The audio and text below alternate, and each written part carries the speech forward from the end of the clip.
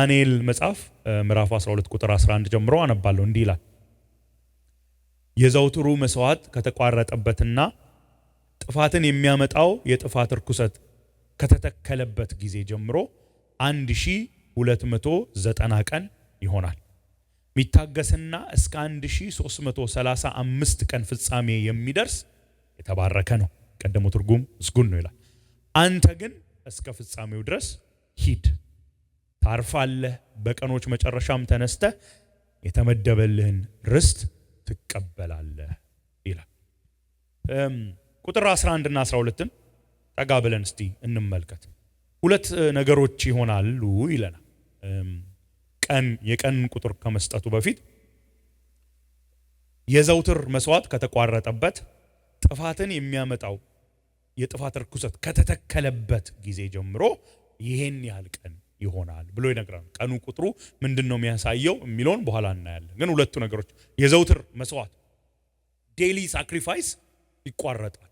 በተለይ ይህንን ክፍል ማንበብ ያለብን ብሉይ ኪዳን እንደሆነ በአይሁድ መነጽር አድርገን ነው ማየት ያለብን። ደጋግመን እንዳልኳችሁ በህዝብ ላይ የሚሆነውን እነግርሃለሁ ብሎ ነው ምዕራፍ 10 ላይ የሚጀምረው አይደል? ይሄኛው የመጨረሻው ቪዥን ነው። ከምዕራፍ 10 ኢንትሮዳክሽን ጀምሮ እዚህ ጋር ኮንክሉድ እያደረገ ነው እና መስዋዕት ይቋረጣል፣ ከዛ ደግሞ የጥፋት ርኩሰት ይተከላል ይላል። እነዚህ ሐሳቦች በዳንኤል መጽሐፍ ላይ ሲጠቀሱ የመጀመሪያው አይደለም። ቢያንስ 3 ጊዜ በ3 የተለያዩ ምዕራፎች ላይ ተጠቅሰዋል እና እስቲ መለስ ብለን እኒ መጀመሪያ ዳንኤል 8 ላይ እንመልከት። ዳንኤል 8 ላይ ራእይ ነው የሚያየው። አውራ በግና አውራ ፍየል ነው የሚያየው እና የመጀመሪያው አውራ በግ በጣም ጠንካራ ነበረ እና በቃ ሁሉንም የሚረግጥ ነበረ፣ የፈለገውን አደረገ፣ ታላቅ ሆነ ይለንና ይህን ነገር እያሰብኩ ሳለ ደግሞ ትልቅ ቀንድ ያለው አውራ ፍየል መጣ፣ እንደው ምድርን ሳይነካ እየበረረ ነው የመጣው ይለናልና ይህን ክፍል ስናጠና ትዝ ካላችሁ አውራ በጉ ሮም አልኩ የሚዶንና የፋርስ ነው ብለን ነበር። የሚዶንና የፋርስ ነው በተለይ ሁለት ቀንዶች እያለም ስለሚነግረን ስለነበረ ማለት ነው። ከዛ በኋላ ግን የሚመጣው ደግሞ በሮ የሚመጣው ማን ነው ተባለ? ግሪክ ነው። በሮ ነው። ምክንያቱም ኢቭን በሮ ባየር ላይ መጣ፣ መሬት ሳይነካ የሚለው ፍጥነቱን ነው የሚያሳየው። በተለይ አሌክዛንደር ዘግሬት እንዴት ፈጣን እንደነበረ ሲወር እያለ ይነግረናል። እና ይሄንን ከነገረን በኋላ ምዕራፍ 8 ቁጥር 9 ላይ እንዲህ ይላል። ከነዚህ ቀንዶች መካከል ከላይ 4 ታላላቅ ቀንዶች በቀሉ ካለም በኋላ ከነዚህ ቀንዶች መካከል በአንዱ ላይ አንድ ትንሽ ቀንድ በቀለ፣ በፍየሉ ላይ በግሪክ ውስጥ ወደ ደቡብና ወደ ምስራቅና ወደ መልካሚቱ ምድር በኃይል አደገ። መልካሚቱ ምድር ምንድናት? ኢየሩሳሌም አይደለ? በተለይ ከእግዚአብሔር መገኘት አንፃር መሬቱ ፈርታይል ነው ከሚልም ያልፋል ብለን ነበር። መልካሚቱ የእግዚአብሔር ሸካይና ግሎሪ የተገለጠበት ቤተ መቅደሱ ያረፈበት ስለሆነች ወደ ሰማይ ሰራዊት እስኪደርስ ድረስ አደገ። ከከዋክብት ሰራዊትም የተወሰኑት ወደ ምድር ጣላቸው፣ ረገጣቸው። ከሰማይ ሰራዊት አለቃ ጋር እስኪተካከል ድረስ ራሱን ከፍ ከፍ አደረገ። የልዑልንም የዘውትር መስዋዕት ወሰደበት፣ የመቅደሱንም ስፍራ ምን አደረገ? አረከሰ። ከአመፅ የተነሳም የቅዱስ ሰራዊት ከዘውትሩ መስዋዕት ጋር ለእርሱ አልፎ ተሰጠ። የሚያደርገው ሁሉ ተከናወነለት፣ እውነትም ወደ ምድር ተጣለች ይላል። የዘውትር መስዋዕት ተቋረጠ፣ የጥፋት ርኩሰት ተተከለ ይላል። ምዕራፍ 12 ብለናል ነበር። እዚህ ጋር 8:11 ላይ ይለን ደግሞ ምንድነው ከዚህ ጋር የተያዘ የልዑሉን የዘውትር መስዋዕት ወሰደበት፣ ዴይሊ ሳክሪፋይስ፣ የመቅደሱንም ስፍራ አረከሰ። ተመሳሳይ ሐሳብ አይደል? እነዚህን ሁለት ነገሮች ያነሳልና ፕሮባብሊ ይሄ ክፍል የሚያወራው ስለ አንጦኪዮስ ዘ ፎርዝ ኤፒፋነስ ነው አይደል? ምክንያቱም እያወራን ያለነው ስለ ግሪክ መሪ ስለነበረ ነው የምናወራው። ስለዚህ አንታይ ክራይስቱ ግሪክ አይደል? በኋላ ከግሪክ በኋላ ሮም ይመጣልና ምንድን ያደረገው ስንል በተለይ ከፓስተር ይሉ ጋር ብዙ አይተናል፣ ከኔ ጋር የተወሰነ አይተናል። በተለይ ከ168 እስከ 164 ዓመተ ምህረት ባለው ጊዜ ውስጥ በኢየሩሳሌም መጥቶ አምልኮ እንዲቆም አድርጓል። የአምልኮ ይሄ የዘውትር መስዋዕት ዴይሊ ሳክሪፋይስ እንዲቆም አስደርጎ ነበር። የዚዩስን ጣዖት አምጥቶ ተክሎ መስዋዕት እንዲደረግለት አድርጎ ነበር። ስለዚህ በተለይ ይህንን ክፍል ያሳየናል። በተለይ በአንጦኪዮስ ጊዜ የነበረውን ያሳየናል። እንደውም ምዕራፍ 11 ላይ እንሂድና ቁጥር 31 ላይ ስለ አንቲዮኪዮስ ኤጲፋነስ በሚናገርበት ላይ የጦር ሰራዊቶቹም ቤተ መቅደሱንና ቅጥሩን ያረክሳሉ፣ የዘውትርንም መስዋዕት ያስቀራሉ፣ በዚያም ጥፋትን የሚያመጣውን የጥፋት እርኩሰት ይተክላሉ። ሴም ቲንግ አይደል? ምዕራፍ 8 ላይ ምዕራፍ 12 ላይ ያነበብነውን ሐሳብ ይነግራል። የዘውትርን መስዋዕት ያስቀራሉ፣ ጥፋትን የሚያመጣውን የጥፋት እርኩሰት ይተክላሉ በቤተ መቅደሱ እና ለዚሁስ መሰዊያ በ168 ቢሲ ይተከላል። ከዛ በኋላ አይደለም አቃቢያን ተነስተው አይደል ውጊያ የጀመሩት ሪቮልት የተጀመረው እስከ 164 ቢሲ ድረስ የቆየ ለ4 ዓመት የቆየ ትግል አድርገው ነው። ከዛ በኋላ እነዚህን ወራሪዎችን ግሪኮችን ካስወጡ በኋላ ቤተ መቅደሱን ከዛ በኋላ ነው ያጸዱት የቀደሱት።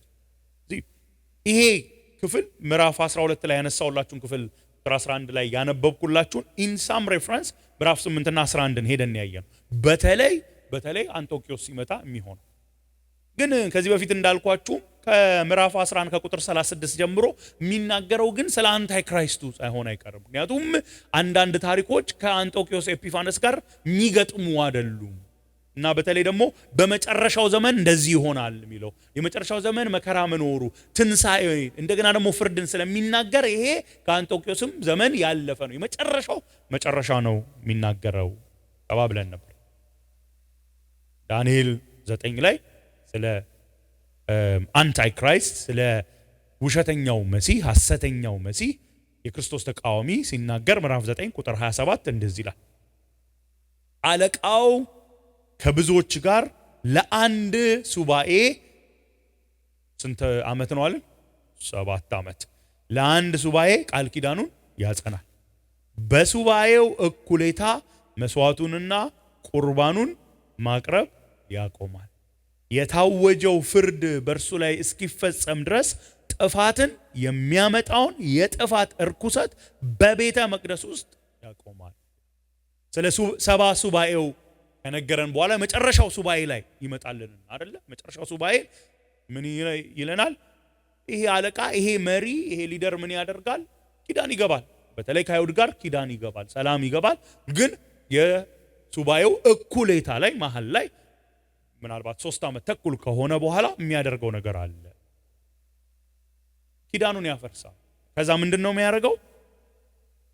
መስዋዕትና ቁርባን ያስቀራል። እሱ ብቻ ሳይሆን ጥፋትን የሚያመጣውን የጥፋት እርኩሰት በቤተ መቅደስ ውስጥ ያቆማል ይላል።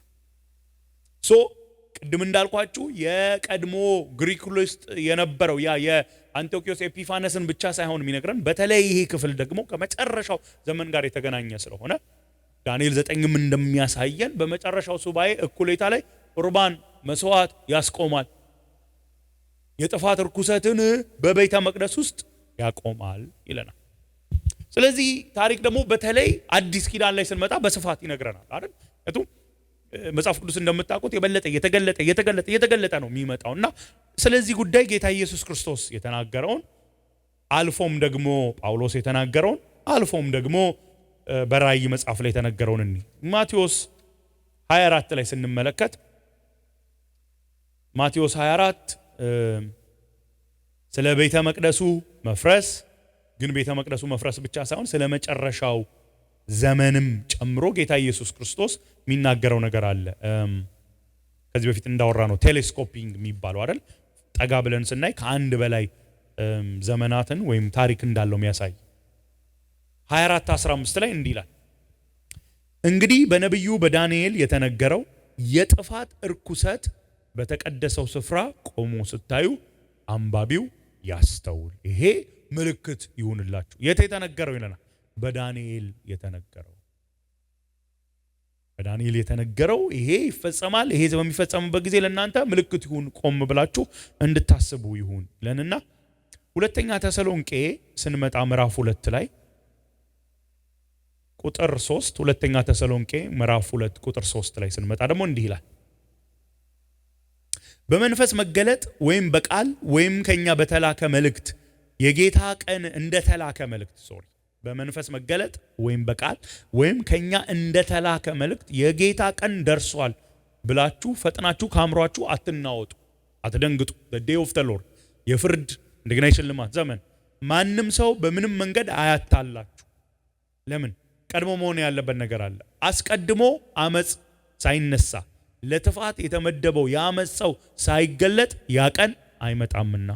ቁጥር 4 እርሱም አምላክ ከተባለና ከሚመለክ ነገር ሁሉ በላይ ራሱን ከፍ ከፍ የሚያደርግ ተቃዋሚ ነው።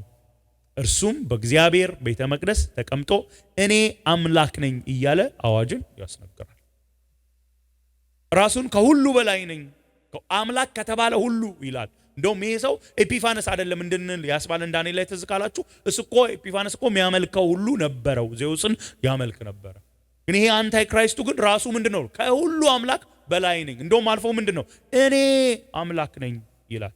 በእግዚአብሔር ቤተ መቅደስ ተቀምጦ በኢየሩሳሌም በሚሆነው በቤተ መቅደሱ እንግዲህ እሱ ላይ ሪቢልድ ይደረጋል ይሆነ እሱን ሌላ ጊዜ ራእይን ስንማር ልናይ እንችላለን። ግን እኔ አምላክ ነኝ እያለ አዋጅ ያስነግራል። የት? በእግዚአብሔር ቤተ መቅደስ ተቀምጦ ራሱን አምላክ ብሎ አዋጅ ያስነግራል። እኔ ነኝ አምላክ፣ እኔ ነኝ መመለክ ያለብኝ። በተለይ ራእይ መጽሐፍ ላይ ገብተን ወደፊት በምናጠናበት ጊዜ የምናየው ነገር ምንድነው? ይሄ ሐሰተኛው ክርስቶስ የኢኮኖሚው መሪ እሱ ነው፣ የሚቆጣጠረው እሱ ነው። ፖለቲካውን የሚቆጣጠረው እሱ ነው። ሃይማኖትንም የሚቆጣጠረው እሱ። ዋን ወርልድ ሲስተም፣ ኒው ወርልድ ሲስተም ብሎ ማለት ነው። ሁሉን ነገር ተቆጣጣሪ እንደሚሆን ይነግረናል። እና እዚህ ጋር እኔ ነኝ አምላክ የት? ቤተ መቅደስ። ቤተ መቅደስ ገብቶ ራእይ 13 ቁጥር 14 እና 15 ደግሞ እንየው። ራእይ 13 ቁጥር 14 እና 15 በስህተት ዕብራውያን ላይ ነበርኩና እሺ እንዲህ ይላል። በመጀመሪያው አውሬ ስም ምልክቶችን እንዲያደርግ ስልጣን ስለተሰጠው በምድር የሚኖሩ ሰዎችን አሳተ። በሰይፍ ቆስሎ ለነበረው ነገር ግን በሕይወት ለሚኖረው አውሬ ምስል እንዲቆምም አዘዛቸው። ደግሞም የመጀመሪያው አውሬ ምስል መናገር እንዲችል ለምስሉ እስትንፋስ ለመስጠትና ለዚህ ምስል የማይሰግድ ሁሉ እንዲገደል ለማድረግ ስልጣን ተሰጠው። እዚህ ካላችሁ የራእይ 13 ላይ ይሄ በኢቪል ትሪኒቲ ቅዱስ ስላሴ ሳይሆን ይሄ የክፋት የሆነው ነው የሚያሳየው ብለን እየተነጋገርን ነበር። እዚህ ካላችሁ መጀመሪያ ቁጥር 1 ላይ ስለ ዘንዶ ይነግረናል። በባህር ዳር ቆሞ የነበረው ራሱን በአብ የሚመስለው። ከዛ ኋላ ደግሞ ከባህር የሚወጣ አውሬ አለ። በኋላ እንደውም ይሄ ለሞት የሚያደርስ ቁስል እንዳለበት ሆኖ ሞቶ እንደተነሳ አስመስሎ ጌታ ኢየሱስን አስመስሎ ራሱን ወልድ አስመስሎ የሚሰራ ቀጥሎ ደግሞ ሁለተኛ ደግሞ የሚመጣ ስለዚህ አውሬ የሚናገር ደግሞ ይመጣል። እሱን እንዲያመልኩ የሚያደርግ ይመጣል። እሱ ደግሞ ራሱን እንደ መንፈስ ቅዱስ አስመስሎ ብዙ ነገሮችን ስናይ ይሄን ነገር ተነጋግረን ነበር። ራእይ 13 ስንገባ ደግሞ ብዙ ወደፊት እናያለን ብዬ ቃል ገብቼላችኋልና እዚህ ጋር ግን የሚናገረው ምንድነው? እዚህ ይሄንን ከሞት የተነሳው የሚመስለውን ይሄኛውን ሐሰተኛውን ክርስቶስን ሰዎች እንዲያመልኩ ያደርግ ዘንድ ይሄ ሁለተኛው አውሬ ምን አደረገ ይላል? አቆመለት፣ ምስል አስቆመለት እና እንደው መናገር እንዲችል ተደረገ። በተለይ ዛሬ 2000 ዓመት አካባቢ ሐውልቶች ስታቹስ መናገር ይችላሉ፣ መናገር ችሎታ አላቸው ብለው ያስቡ ነበር። አደራ አሁን እኔ ራእይም 13ንም ሌሎቹንም ክፍሎች ነካ ማድረገው ሐሳቡን ለማሳየት ነው እንጂ ክፍሉን ኤክስፕሌን ለማድረግ አይደለም። ይሄን ሁሉ እንግዲህ ምለፋው ተሳክቶልኝ እንደሆነ አላቅም። ጥፋትን የሚያስከትለው የጥፋት እርኩሰት ከተተከለበት ጊዜ ጀምሮ የሚለውን ላሳያችሁ። ዳንኤል 9 ላይ ሄድን። ከዛ ኋላ ጌታ ኢየሱስም እንደተናገረ በኋላ እንደውም ጳውሎስ ይነግራል እኔ ነኝ አምላክ ብሎ ከቤተ መቅደስ እንዲመለክ ያደርጋል። ራእይ ላይ እንደውም አልፎ በሱ ምስል ሁሉ ይደረግለታል እና ለሱ እንዲሰግዱ ይደረጋል ይለናል ብዬ። እሺ ወደ ዳንኤል 12 እንመለስ። እዚህ ከሆነ በኋላ የዘውትር መስዋዕት ከተቋረጠበት በኋላ ጥፋትን የሚያመጣው የጥፋት ርኩሰት ከተተከለ ጊዜ ጀምሮ የሚሆነውን ጊዜ ይነግረናል። በቀን ይነግረናል 1290 ቀን 1290 ቀን አይደል? ልክ ነኝ? አይ 1290 ከሚያሳስት ይጠብቃችሁ። አሜን አትሉም? ገስጬ ጸልዬ ነበርኩ። እንዴት ነው?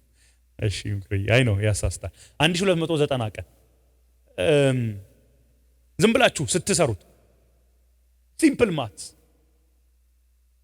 ኦልሞስት 3 ዓመት ተኩል ይመጣል። 3 ዓመት ተኩል ቱ ቢ ኤግዛክት ስንት ነው ብላችሁ ካልኩሌት ብታረጉ በ365 ቀን 1/4ኛ ብላችሁ ብታሰሉ 1278 ቀን ነው የሚመጣው።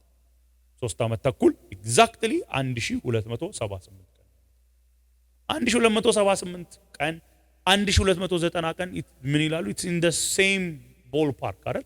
በጣም ተቀራራቢ ነው ይሉና ከዚህ በመነሳት 3 ዓመት ተኩል ነው የሚሉ በዛ የሚፈቱ በጣም ብዙ ሰዎች አሉ። በተለይ ዳንኤል 9ን ያነሱና ቀድም ያነበብኩላችሁ ክፍል 9:27 አይደል? አለቃው ከብዙዎች ጋር ለአንድ ሱባኤ ቃል ኪዳንን ያጸናል፣ በሱባኤው እኩሌታ መስዋዕትንና ቁርባን ማቅረብን ያስቀራል፣ የታወጀው ፍርድ በእርሱ ላይ እስኪፈጸም ድረስ ጥፋትን የሚያመጣውን የጥፋት ርኩሰት በቤተ መቅደስ ውስጥ ያቆማል ይላል። ሐሳቡ ተመሳሳይ ነው ተባብለን የለ? መስዋዕት ያስቆማል፣ ያን ርኩሰት ደግሞ ይተክላል የሚለውን ነው። እና ምን ያህል ጊዜ ይለናል? በሱባኤው እኩሌታ። ሱባኤ 7 ዓመት ነው ካልን የሱባኤ እኩሌታ ስንት ይመጣል? 3 ዓመት ተኩል አይደል? 3 ዓመት ተኩል። ስለዚህ ይሄው ዳንኤል 9ን እንመልከት። ይሄ የሚሆነው ለ3 ዓመት ተኩል ነው በሱባኤ እኩሌታ ስለ አንድ። ሁለተኛ ነገር ደግሞ 1290 የሚለውን በአመታት ብናሰላ በጣም very close to 3 ዓመት ተኩል የ12 ቀን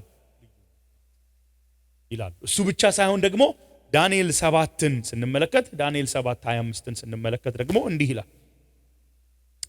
በልዑል ላይ ያመፃን ቃል ይናገራል፣ የልዑልም ቅዱሳን ያስጨንቃል፣ ለበዓላት የተመደበውን ጊዜና ሕግን ለመለወጥ ይሞክራል። የሚለውጥ ማን ብቻ ነው? እግዚአብሔር ብቻ ነው አይደል? ዘመንን ጊዜን የሚለውጥ ቅዱሳንንም ለዘመን ለዘመናት ለዘመን እኩሌታም ለእርሱ አልፈው ይሰጣሉ።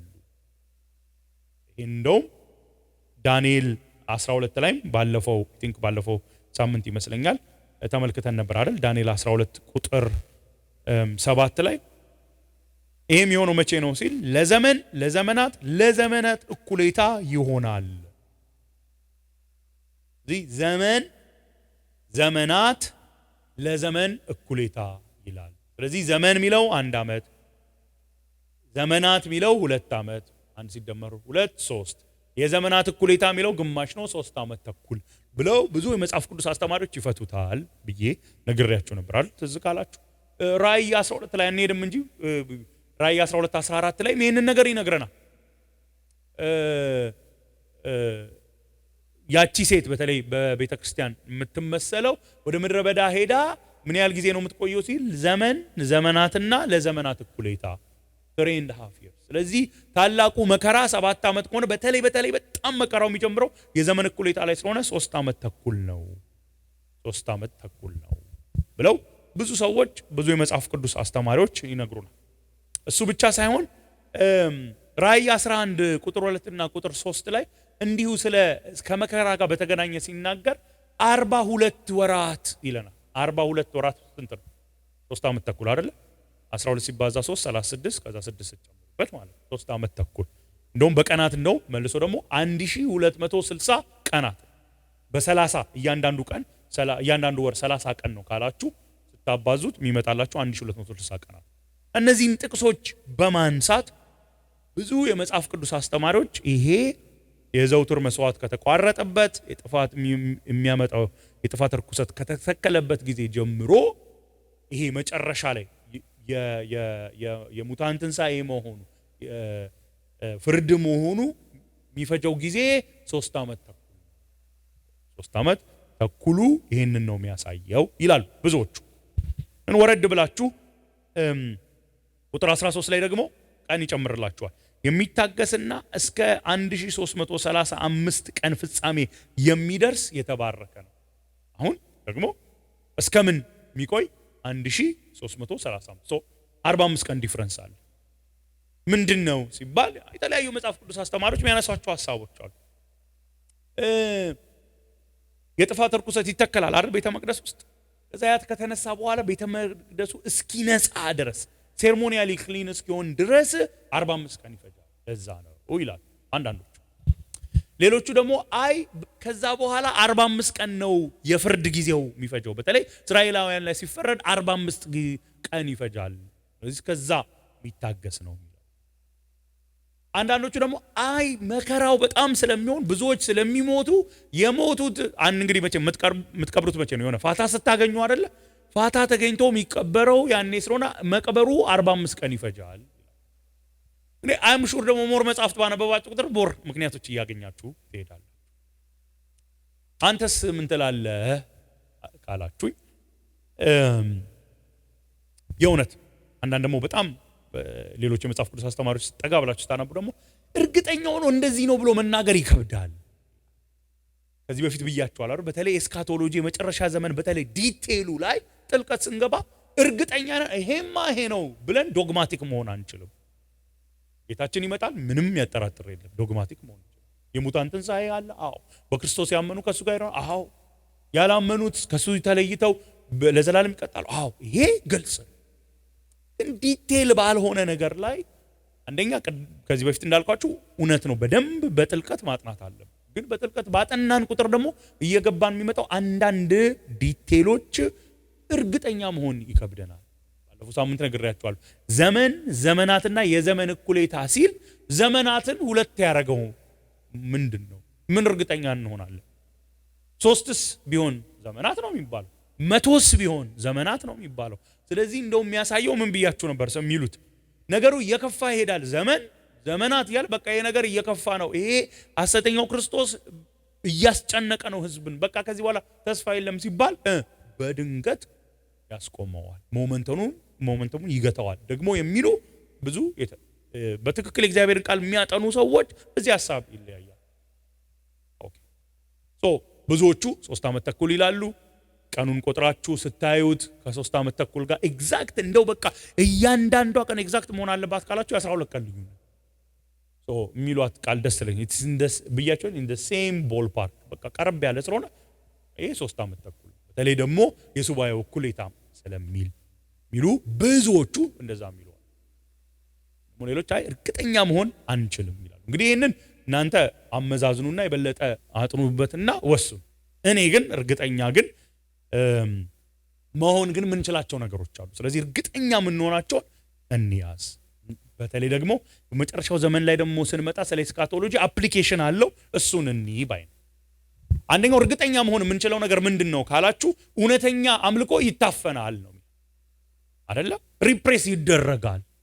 ለምን ብትሉ የዘውትር መስዋዕቱ ከቀረ ጀምሮ ይላል።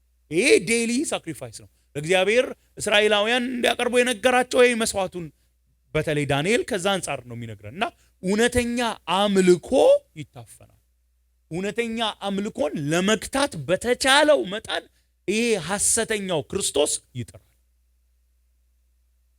እውነተኛ አምልኮ በዘመን ላይ እየተጨመረ በመጣ ቁጥር በተለይ ወደ መጨረሻው ዘመን እየቀረብን በመጣን ቁጥር ማሰብ ያለብን ይሄ ፓተርን ነው። አዎ አንድ ቀን በተለይ ይሄ መጨረሻው የመከራው ዘመን ሲደርስ እጅግ የመጨረሻ ኤክስትሪም ይሆናል። ግን አሁን ኦሬዲ ጀመረ። እውነተኛ አምልኮ ይታፈናል። እዚህ ሀገር እንኳን የምንኖርበት እኮ ሀገር እኮ አሜሪካ እንኳን ኦልሞስት ኤኒ ሪሊጅን እኮ ቶለሬትድ ከክርስትና በስተቀር ታውቃላችሁ አይደል? በጣም ብዙ ሃይማኖቶች ጋር ብዙ ሰዎች ግድ የላቸው ምንም አይቆጡም። ይሄ ነው ማመልከው ነው። ክርስትና ጋር ስትመጡ ይሄ ቶለራንስ ቢሉት ወደ ኢንቶለራንስ ይለወጣል። በጣም የሆነ ጠቃ ብላችሁ በጣም ክርስቲያን ነኝ ካላችሁ ሰዎች በብዙ ነገር ባሪያ ሰውን እያደረጋችሁ ብለው ይጀምራሉ። ስሌቨሪ እናንተ ናችሁ ያመጣ። የሴቶችን መብት የምትጨቁኑ እናንተ ናችሁ። እንደዚህ እያደረጋችሁ ከዛ ደግሞ ከፖለቲካው ጋር ያገናኛሉ። ፖለቲካል ኮንሰርቫቲቪዝም ጋር ያገናኛሉ። ስደተኛ ምጠሉ ተብሎ ክርስትና ላይ በጣም እዚህ ሀገር ተጽዕኖ አለ። በተለይ ከሴቶች መብት ጋር በተገናኘ እንደውም እንደ መጽሐፍ ቅዱስ የሴቶች መብትን የሚጠብቅ የለም። በጣም ይህን ጳውሎስ የዛሬ 2000 ዓመት የሚጽፉት የነበረው ነገር ካውንተር ካልቸራል። ብዙ ሰዎች መጽሐፍ ቅዱስን የሚተቹት ጠጋ ብለው አጥንተው አይደል። የሆኑ ሰዎች መጽሐፍ ቅዱስን የተቹትን የሆነ አርቲክል አንብበው የሆነ ጋዜጠኛ ሰምተው ነው እንጂ መጽሐፍ ቅዱስን መርምረው እውነት እግዚአብሔር ሴቶችን ይጠላል ክርስቲያን መጽሐፍ ቅዱስ እንዴ እግዚአብሔር ሰውን በአምሳሉ ወንድና ሴት አድርጎ ፈጠራቸው ብሎ እኮ ነው የሚጀምረው እኩል አድርጎ አይደል የሱ ኢሜጅ ቤረር ወንድን ሴትን ግን ኢሜጅ ቤረር ሳያደርግ ነው እንዴ ብለው ኖ ሁለቱም የእግዚአብሔር ኢሜጅ ቤረር አድርጎ ፈጠራቸው ብሎ ነው ገና እኮ አንድ ምዕራፍ ካነበብን እኮ ይበቃል ይሄ ትችት አውት ኦፍ ዘ ዊንዶው ነው የሚወጣው ብዙም ነገሮች አዎ ይሄን መጽሐፍ ቅዱስ ይዘው የተነሱ ሰዎች ብዙ ጭቆና ያደረጉ አሉ ምንም ጥያቄ የለም በክርስትና ስም ስሌቭ ኦነርስ የነበሩ በጣም ብዙ ያደረጉ ሰዎች አሉ እነሱ ስላጠፉ ግን ቃሉ እንደዛ ይላል ማለት አይደል እንደው አይሁድ አርጊው ምድር ላይ የምናያቸው ብዙ ለውጦች ያሉት ከመጽሐፍ ቅዱስ የተነሳ ብዙ ነገሮችን ስናይ ኢቭን በቴክኖሎጂ እኮ አድቫንስ ማድረጋችንን ስናይ ወደ ኋላ ፊው 100 years ወደ ኋላ ብንሄድ ብዙ ነገሮችን የፈጠሩ ኢኖቬት ያደረጉ ሰዎች ክርስቲያኖች ናቸው ዓለማትን የፈጠረ እግዚአብሔር ስለሆነ እግዚአብሔር አምላክ ራሱን በተፈጥሮ ውስጥ አሳይቷል ብለው የበለጠ አምላካቸውን ማወቅ ስለፈለጉ ደግሞ አምላካቸው የፈጠረውን ይሄንን ኢንቫይሮንመንት መንከባከብ ስለፈለጉ ብዙ ሳይንስ የተማሩት በፊት እንደው ክርስቲያኖች ናቸው ግን አሁን ውሸት እየተነገረ በጣም ብዙ ተጽዕኖ አለ ይሄን ምላችሁ የምንኖርበት በጣም ፍሪደም አለበት ምንለው አገር አሜሪካ ውስጥ ስለ ኢራን ስለ ቻይና አናወራ ኢራን ቻይና ብንል በጣም ብዙ አገሮች ሳውዝ ኢስት ኤዥያ አካባቢ ብታነቡ ኢቭን አፍሪካ ውስጥ የተለያዩ ክፍሎች ብታነቡ መጽሐፍ ቅዱስ ይዞ መገኘት ያስገድዳል አሁን እኛ እዚህ መጣን ማይክ ይዤ እየጮኩባችሁ አይ ኖ አም ሶሪ እጸልያለሁ በነፃነት ሰፋ ብለን ተቀምጠናል መጽሐፍ ቅዱሳችንን ይዘን እንሄዳለን ብዙ ሀገር ይሄ አይቻል ተደብቀው ሊትራሊ አንደርግራውንድ ሆነው ድምጻቸውን ዝቅ አድርገው ነው እግዚአብሔርን የሚያመልኩ እዚህ እውነተኛ አምልኮ ይታፈናል ሲል ኦሬዲ ይሄ ነገር እየባሰ እየመጣ ነው አንድ ቀን ግን የመጨረሻ ዘመን ላይ ደግሞ ይብሳል እውነተኛ አምልኮ ይታፈናል በእውነተኛ አምልኮ ቦታ ደግሞ የውሸት አምልኮ ይመጣል ኢምፖዝ ይደረጋል ይጫል እውነተኛ አምልኮ ቀርቶ በቃ ምንም አይደለም ይሉ እውነተኛ አምልኮን እያፈኑ ውሸተኛ አምልኮ አይደል እንደዛ ይላል እኮ ነው ያነበብነው አይደል ሁለተኛ ተሰሎንቄ ላይ ከሁሉ አምላክ በላይ እኔ ነኝ አምላክ ብሎ አዋጅ ይናገራል ሐሰተኛው ክርስቶስ ይሄንን ነው የሚያደርገው አሁን በዚህ ዘመን ላይ በጣም የውሸት አምልኮ ነው የውሸት አምልኮ ምላችሁ እውነተኛ ያልሆነው አምላክ ነው እየተመለከ ያለው አንድ የውሸት የሆኑ አምላክ እኮ አማልክት ነው አይደል የሚላቸው አማልክት የውሸት የሆኑ ሪል አይደሉም ኤግዚስት አያደርጉም ጌታ እግዚአብሔር እንደውም ኢሳይያስ መጽሐፍ ላይ ዴር ያደርጋቸዋል የአሕዛብ አማልክትን እስቲ የምትችሉ ከሆነ ለወደፊት የሚሆነውን ተናገሩ በፊት ደግሞ የሆነው ለምን እንደሆነ ተናገሩ ምክንያቱም በፊት የሆነው ምን እንደሆነ መናገር ሰው ይችላል ግን ለምን የሚለው መናገር አይችልም እግዚአብሔር ነው ለምን እንዳደረገ ሁሉን የሚያውቀው ሁሉን እንደፈቃዱ የሚያደርግ እስቲ ክፉም ነገር አድርጉ በጎም ነገር አድርጉ ይላችኋል የውሸተኛ አማልክት የውሸት አምልኮ ይጫናል ስላችሁ አንደኛ እውነተኛ ያልሆነው አምላክ ሐሰተኛ አምላክ እንዲመለክ ይደረጋል በዚህ ዘመን እንደዛ ይሆነ ግን ሁለተኛ ግን የውሸት አምልኮ በጣም ሚስ የምናደርገው እውነተኛ አምላክ በስተት መንገድ ደግሞ ሰዎች ለማምለክ ይሞክራሉ ምሳሌ ልስጣችሁ እስራኤላውያን በከፍታ ስፍራ ላይ አይደለም እስቲ ነገስትን ዜናን መጽሐፍ አንብቡ ምን ነበር የሚያደርጉት ከፍታ ቦታዎች ላይ ማምለኪያን ያዘጋጁ ነበር ምን ሊያደርጉ እግዚአብሔርን ሊያመልኩ ከየት አመጡት ስትሉ በአካባቢያቸው ያሉ የከናን ህዝቦች ያንን ነው የሚያደርጉት አማልክቶቻቸውን የሆነ ከፍታ ቦታ ላይ ሄደው ያመልኳቸዋል መሰዊያ ይሰሩላቸዋል እና እነዚህ ምን ማድረግ ጀመሩ ለእውነተኛው አምላክ ነው ግን መንገዱ ምንድነው አሕዛብ ጣዖት እንደሚመለኩ በጣም ቆመን ማሰብ አለበት እግዚአብሔር እንደ ቃሉ ነው የሚመለከው አይደል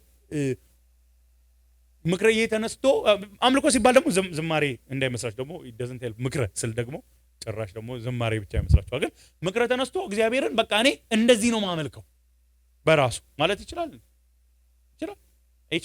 እንዴ ምክረ እግዚአብሔር ማለት እንዲህ ነው የምመለከው ብሎ የሚነግረው እግዚአብሔር እኛ ባልነው መንገድ አይደለም የሚመለከው አይ በቃ እኔ እንዲህ ነው ማመልክ አለ እግዚአብሔር ባለን መንገድ አምልኮ በተለይ ከህይወታችን ጋር ምን እናያይዘው። እኔ እንዳልኩት ነው በቃ እኔ ምኖረው ኑሮ በቃ እንደፈለኩት ምኖረው እሱ ያስደስተ ልንል እንችላለን እንዴ? አንችልም። እንዲኖሩልኝ ካለ እሱ ባለን ነው የምንኖረው። እንዲህ አገልግሉኝ ካለ እሱ ባለን ነው የምናገር። ወገኖቼ ኢቭን ቤተክርስቲያን መተን የአምልኮ ስርዓት የምንለው መጽሐፍ ቅዱስ እንደሚለን ነው እንጂ መሆን ያለበት ሌሎች ቸርቾች እንዳደረጉት አይደል። እንደ መጽሐፍ ቅዱስ ነው ወይ? ሁሉ ጊዜ ማየት አለብን። ወርሺፕን ኢዝ ኢት ቢብሊካል? ተሰብስበን እንኳን ስንዘምር፣ ስንጸልይ፣ ስንሰብክ፣ የጌታ እራትን ስንወስድ፣ ጥምቀት፣ ሁሉን ነገር ኢዝ ኢት ቢብሊካል? እግዚአብሔርን እኛ ባልነው መንገድ አናምልክ። እውነተኛ አምልኮ ይታፈናል፣ የውሸት አምልኮ ይጫናል። በተለይ ደግሞ መጨረሻው ላይ አንታይ ክራይስቱ ሲመጣ የውሸት አምልኮ ነው እሱ ነው ይመለክ የተባለው ማን ነው? አንታይ ክራይስቱ። ግን ይሄን ብቻ ብናነብ ዲስካሬጅ ነው አይደል የሚያደርገው? ወይኔ መጨረሻው አሁን ጀምሯል ደግሞ በኋላ ጭራሽ እውነተኛ አምልኮ ሊቀር ነው። ሐሰተኛው ክርስቶስ አምልኩኝ ይላል ብለን ማቆም የለብንም። ይሄ ክፍል የተጻፈው ሊያስፈራራን ሳይሆን ኢንካሬጅ ላይ ያደርገን ነው። ለምን?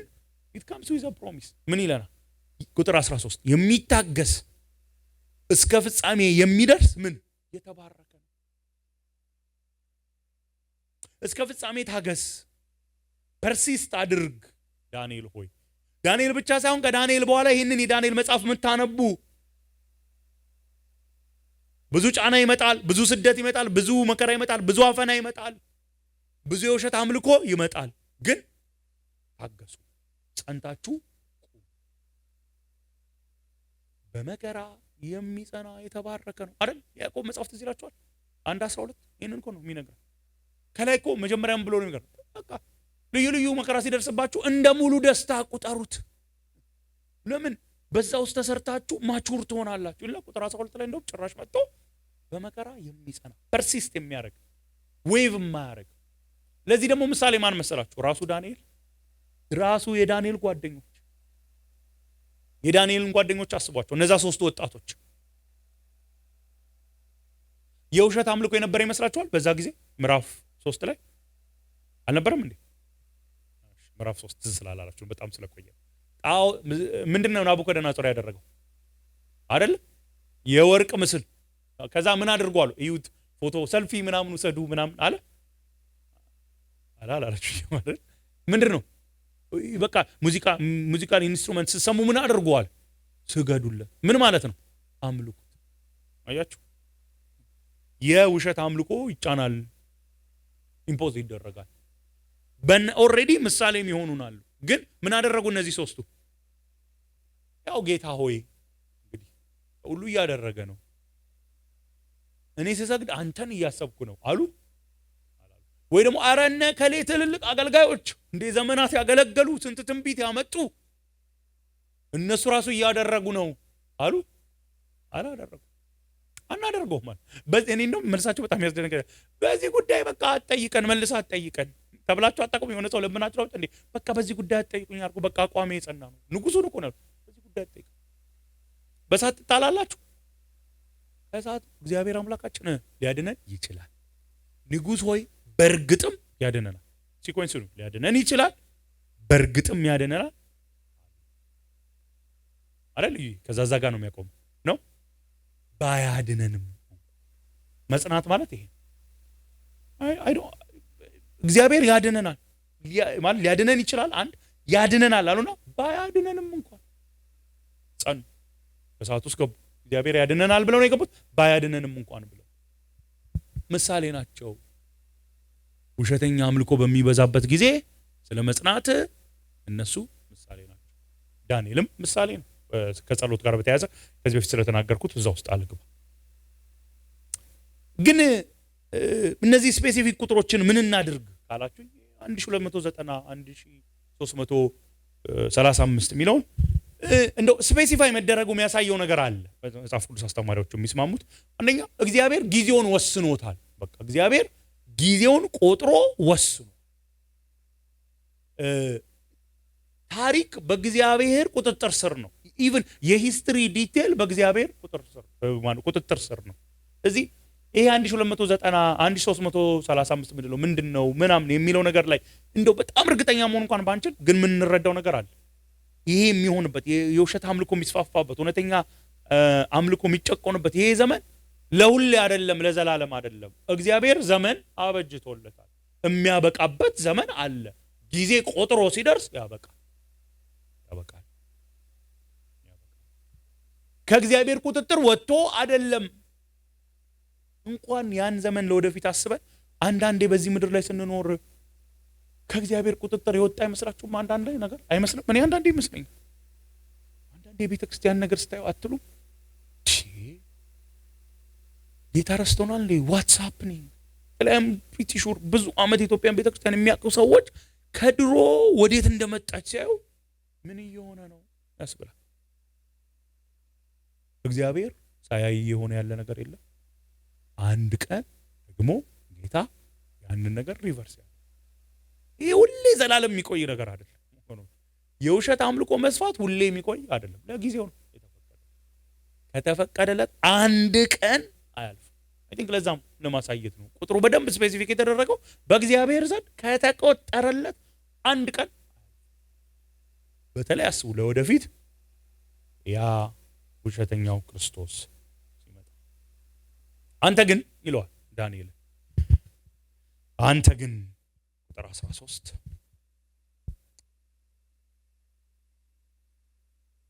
ፍጻሜው እስከ ፍጻሜው ድረስ ሂድ። አንተ ስራ አለብህ። አንተ አሁን ስራ አለብህ። ኬሪዮን ዊዝ ዩር ላይፍ። ቅድም እንዳልኳችሁ ባለፈው ሳምንት እንዳልኳችሁ ኬሪዮን ሲል በቃ ቀጥል፣ ሂድ ሲል በቃ እንደፈለክ ሳይሆን በቃ እስካሁን በታማኝነት አይደል የመጣኸው፣ እስካሁን በጸሎት አይደል የመጣኸው፣ እስካሁን በትጋት አይደል የመጣኸው። ቀጥልበት። ዋና ተግባርህን ፈጽም፣ ቀጥል። እግዚአብሔርን ማክበርህን ቀጥል። እግዚአብሔርን ማገልገልህን ቀጥል። መጽናትህን ቀጥል። አንተ ግን ዳንኤል ሆይ ቀጥል። አዎ ከሆነ ዘመን በኋላ ከባድ ጊዜ ይመጣል፣ ግን አሁን ደግሞ አንተ እድሜ ሄዷል፣ ግን አለ አሁንም ስራ። ቀጥል። እንደ በፊት ወጣት ላትሆን ትችላለህ፣ ግን ምን ቀጥል። ለወደፊት አሰቃቂ ዘመን ይመጣል፣ ግን ተስፋ ቆርጠህ እዚህ ጋር አይ ቀጥል ዳንኤል ቀጥል። ከዛ ታርፋል። በሆነ አቅጣጫ የምድር ህይወት እኮ ኢዮብ እንደሚለን ብርቱ ሰልፍ ነው አይደል? ብርቱ ሰልፍ ነው። እንደ ክርስቲያንም ይሄ ያገልግል። በተለይ ደግሞ እግዚአብሔር ማስደሰት ፈልጎ የሚኖር ሰው፣ ወንጌሉን የሚያገለግል ሰው በብዙ መከራ ነው የሚያልፈው። አንዳንደኛ ላይ ሲመጣ ነው እኮ የምንገረም። ክርስቲያኖች እያገለገልኩ ይሄ ሁሉ ነገር መጽሐፍ ቅዱስ የሚነግረን ብዙዎች እግዚአብሔርን በታማኝነት ያገለገሉ በብዙ መከራ ነው ያለፉ። እንደውም ጳውሎስ ለጢሞቴዎስ በክርስቶስ ኢየሱስ እግዚአብሔርን እየመሰሉ መኖር የሚፈልጉ ምን ይሆናሉ ነው?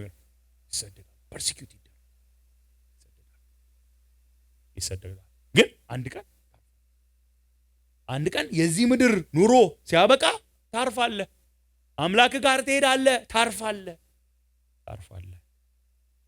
እሱ ብቻ ግን አይደለም፣ ሂድ፣ ታርፋለህ። በቀኖች መጨረሻም ተነስተህ የተመደበልህን ርስት ትቀበላለህ።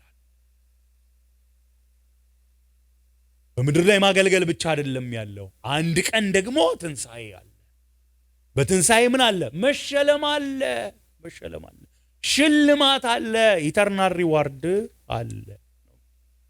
እኔ እንዴት ኤክሳይት እንደሚያደርግ ዳንኤል ምዕራፍ 1 እንዴት እንደጀመረ ስታዩ እኮ ናቡከደነጾር መጥቶ ምን አደረገ? ኢየሩሳሌምን ከበባት። ከዛ ጌታም የቤተ መቅደሱን ዕቃዎች ሳይቀር አሳልፎ ሰጠው ብሎ እነ ዳንኤል የመሳሰሉ ወጣቶች እንዴት በምርኮ እንደነበሩ ነው የሚነግረን። በጣም ዲፕሬስ የሚያደርግ ክፍል ነው፣ የሚያሳዝን ክፍል ነው። የእግዚአብሔር ከተማ የተባለችው ቅድም ስንለት መልካሚቱ ከተማ የተባለችው ጣዖት በሚያመልከው ናቡከደነጾር ተከበበች ብሎ ነው የሚጀምረው። ብሪሊያንት የሆኑ መልከ መልካም የሆኑ ለሀገር ተስፋ የሚባሉ ቀጣይ ትውልድ የሚባሉ ምን ሆኑ? ተማረኩ ብሎ ነው የሚጀምረው። እንደዛ ብሎ ግን አይደለም የሚጨርሰው። እንደውም ጭራሽ እንደ ኔሽን ሪስቶር ከመደረግ ያለፈ እስራኤል እንደ ኔሽን ሪስቶር ሆና ብቻ ሳይሆን አሕዛብ እንኳን እሷ ተባርከው ከእስራኤል በሚመጣው መሲህ ተባርኩ የሚጠብቀንን ነገር ነግሮን ያቆማል። ትንሣኤ አለ። በቀኖቹ መጨረሻ ተነስተ ወገኖቼ ጋራንቲድ እኮ የሆነ ነገር አለ። አይገርም? ጋራንቲ አለ። እኔ በእውነት ላስት ስንት ጊዜ እንደሆነ አላውቅም። በቃ ይሄ ነገር ውስጤን በጣም በቃ ሪሊ የሙታን ትንሣኤ አለ። ሪሊ ከጌታ ጋር እንኖራለን። የሚፈጸም እኮ ተስፋ አለን። እንደው ባዶ ተስፋ እኮ አይደለም። 50-50 ብለን አይደለም የያዝነው። 90% 99.9% ብለን የተረጋገጠ በክርስቶስ ኢየሱስ የሆኑት መነሳት አለ። ደግሞን አለ። ሽልማት አለ። እንደ ኖርንለት እንዳገለገል ነው የሚሸልም ታማኝ ጌታ አለ። ምንድን ነው የሚላቸው ነው የሚለን ማቴዎስ ወንጌል ላይ አንሄድም እንጂ አንተ በጎ ታማኝ ወልካም ይለናል። አንድ ቀን ወገኖች በእግዚአብሔር ፊት ስንት ዘመን እንዳገለግላችሁ አላውቅም። አንዳንዶቻችሁ እርግጠኛ ነኝ ብዙ ዘመን አገልግላችኋል። አንዳንዶቻችሁ በቅርቡ ማገልገል ነው የጀመራችሁት። አንዳንዶቻችሁ የምትጀምሩ አሉ። አገልገል ስለ የመድረኩን ብቻ ማለት አይደለም፣ ግን በቤተ ክርስቲያን ውስጥ በህዝብ መካከል በተለያየ መንገድ ብዙ ትግል እንዳለ አውቃለሁ። ብዙ የሚያስከፍል ዋጋ እንዳለ አውቃለሁ። ምንም አዲስ መገለጥ አያስፈልገው። ግን ከዛ ደግሞ በላይ እርግጠኛ ሆንኩት ሽልማት ታማኝ የሆነ ጌታ፣ ኮራፕትድ ያልሆነ ጌታ፣ የማይረሳ ጌታ ይሸልማል። ከዚህ በፊት ይህን ምሳሌ ፓስተር ይሉ 1-2 ጊዜ ከመድረክ ተናግሯል። ሰው ልናገረው። የሆነ ሚሽነሪ የሆነ ሀገር ሄዶ ብዙ አመት ቆይቶ እድሜው በጣም ገፍቶ ከሚስቱ ጋር ይመለሳል እና አሜሪካ ውስጥ መጥተው ላንድ ሲያደርጉ ኤርፖርት ቀይ ምንጣፍ ይነጠፍና የሆኑ ሰዎች ይወርዳሉ በዛ ቀይ ምንጣፍ ላይ። በጣም ታዋቂ አይ ቲንክ ፖለቲሻን ሳይሆኑ የማይቀሩ ሀገር መሪዎች በጣም በአክብሮት ተቀበሏቸው። ከዛ እነዚህ ሚሽነሪዎች ደግሞ ማንም ዞር ብሎ ያያቸው የለም። ቀይ ምንጣፍ ያነጠፈላቸው አበባ የሰጣቸው የለም። ጌታን ጠየቁት፣ ጌታ ሆይ ይህን ሁሉ ዘመን አገልግዬ አለ። ጌታው እንዳለው ታውቃላችሁ። ሰውየው ሲናገር እነሱ እኮ ሀገራቸው ቤታቸው ስለደረሱ አንተ እኮ መች አገር ደረስ፣ መች ቤት ደረስ፣ መች እኔ ጋር መጣ። ወገኖች መጽሐፍ ቅዱስ የሚለን ሀገራችን በሰማይ ነው። የኛ ሀገር በሰማይ ነው። ዜግነታችን ነው our citizenship is in heaven በሰማይ ነው። አዎ በዚህ ምድር እኮ አለን፣ አይካድም። እየኖርን ነው። የለውም አታዩኝም እኮ እያልን እየኖርን ነው። ግን እቺ ሀገራችን አይደለም፣ መቆያ ነው። ምጽአተኞች ነን፣ እንግዶች ነን። ይሄን በደንብ እንቀበል። በትክክለኛ ፐርስፔክቲቭ ይኖረናል ምድር ላይ።